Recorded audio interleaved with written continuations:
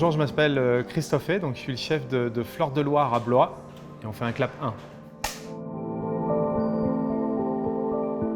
Mon parcours pour moi, il est avant tout issu du milieu agricole, puisque voilà, je suis issu d'une famille agricole du côté de ma maman depuis 5 générations dans le nord du Loir-et-Cher. Donc du coup très vite, voilà, j'ai été attiré par ce milieu de la cuisine. Ma grand-mère cuisinait énormément pour les personnes qui travaillaient à la ferme. Le week-end, on se retrouvait tous là, des grandes tablées. Dès l'âge de 9 ans, en fait, je savais que je voulais être cuisinier. J'ai démarré avec le lycée hôtelier de Blois pendant 4 ans. Et puis ensuite, voilà, première expérience dans un restaurant qui s'appelait le Rendez-vous des Pêcheurs à Blois, une étoile Michelin. Ensuite, j'ai travaillé pour Paul Bocuse à Lyon.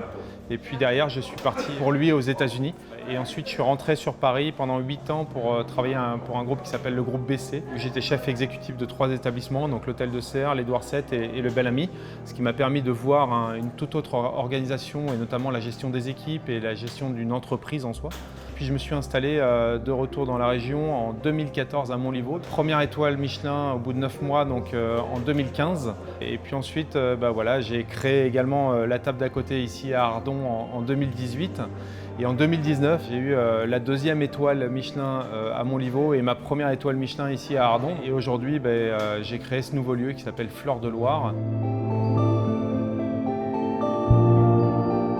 Ce qui est important de retenir, c'est qu'on a toujours besoin d'une acidité dans la cuisine. En règle générale, quelle qu'elle soit, puisque si on n'a pas cette acidité, on a un plat qui est plat et qui ne va pas vous marquer. Donc ce marqueur, c'est soit un agrume, soit le vinaigre. Donc pour le coup, voilà, en l'occurrence, là on a envie de parler du vinaigre d'Orléans puisque sa force à ce vinaigre, c'est d'avoir ce côté rond et pas non plus être trop sur la puissance. Un vinaigre, s'il est trop, voilà, s'il a trop ce côté éthylique, là, il va être vraiment puissant et il va masquer nos produits. Aujourd'hui, là, on a beaucoup de rondeur avec Martin Pourret et c'est ça qui est superbe. Aujourd'hui, ce que je voulais, c'était reprendre justement nos cépages emblématiques de Loire. Donc j'ai pris une base de Sauvignon qui pour moi est hyper représentatif, ce côté acidulé, un peu de rondeur.